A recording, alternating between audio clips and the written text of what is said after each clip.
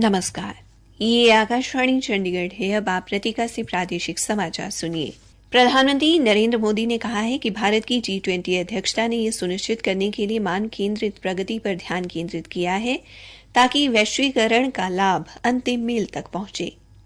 एक अंग्रेजी समाचार पत्र में प्रकाशित एक लेख में श्री मोदी ने कहा कि भारत के लिए G20 की अध्यक्षता केवल एक उच्च स्तरीय राजनयिक प्रयास नहीं है।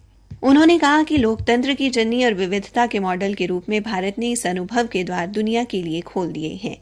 प्रधानमंत्री ने कहा कि भारत की G20 अध्यक्षता अंतराल को पारने, बाधाओं को खत्म करने और सहयोग के बीज बोने का प्रयास करती है, जो एक ऐसे विश्व का पोषण करती है जहां एकता कलह पर हावी होती है। आज देश भर में श्री कृष्ण जन्माष्टमी पूरी श्रद्धा और हर्षोल्लास के साथ मनाई जा रही है। श्रद्धालु भगवान श्री कृष्ण की पूजा करने के लिए मंदिर जा रहे हैं। जन्माष्टमी उत्तर प्रदेश के मथुरा और वृंदावन में पूरे उत्साह के साथ मनाई जा रही है। बांके बिहारी मंदिर, प्रेम मंदिर, इस्कॉन मंदिर और श्री कृष्ण जन्मभूमि मंदिर सहित हजारों मंदिरों को बहुत ही खूबसूरत और भव्य तरीके से सजाया गया है। राष्ट्रपति द्रौपदी मुर्मू ने जन्माष्टमी के अवसर पर देशवासियों को बधाई देते हुए अपने संदेश में कहा कि जन्माष्टमी का पर्व भगवान श्री कृष्ण के जीवन एवं शिक्षाओं से सीखने का अवसर है। वहीं उपराष्ट्रपति जगदीप धनखड़ ने देशवासियों को जन्माष्टमी के अवसर पर शुभकामनाएं देते हुए कहा कि हम भगवान कृष्ण के जन्म का उत्सव मना रहे हैं, जो प्रेम और भक्ति के प्रतीक हैं। उन्होंने सभी से अपने कर्तव्यों का पालन करते हुए भगवान कृष्ण के निष्काम कर्म के संदेश को अपनाने का आह्वान किया। प्रधानमंत्री नरेंद्र मोदी ने भी लोगों को जन्माष्टमी की बधाई व शुभकामनाएं दी हैं।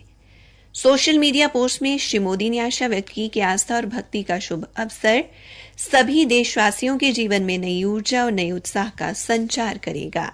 हरियाणा के गृह मंत्री अनिल विज ने कहा है कि अंबाला से उड़ान शुरू होने के लिए वायुसेना स्टेशन के साथ नागर विमानन क्षेत्र में टर्मिनल का निर्माण जल्द किया जाएगा।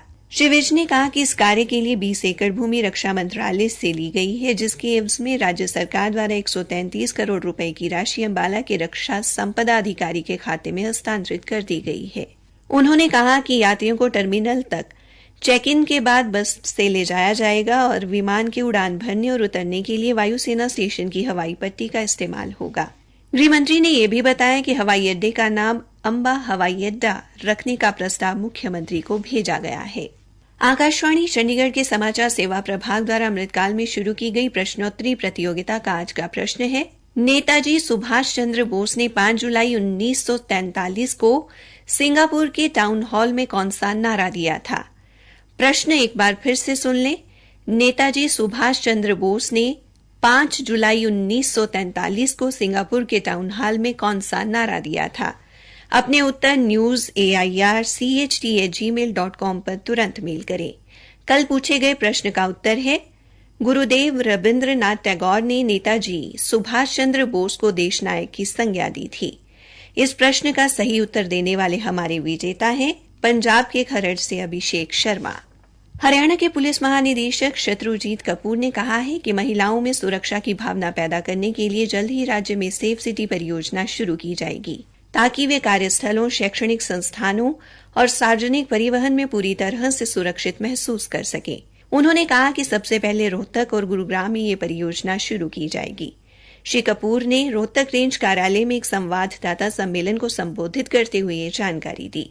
उन्होंने कहा कि 2 शहरों में सफलता के बाद सेफ सिटी परियोजना को पूरे राज्य में लागू किया जाएगा। उन्होंने कहा कि इस परियोजना के तहत महिलाओं के लिए सुरक्षित सार्वजनिक परिवहन सुनिश्चित करने के लिए समन्वित प्रयास किए जाएंगे, ताकि उन्हें शैक्षणिक संस्थानों और कार्यस्थलों पर जाते समय अपनी सुरक्षा को लेकर कोई संदेह न हो। पुलिस इस उद्देश्य के लिए स्थानीय कैब यूनियन, ऑटो यूनियन और सार्वजनिक ट्रांसपोर्टर्स के साथ तालमेल स्थापित करेगी। इसी के साथ ये समाचार बुलेटिन समाप्त हुआ।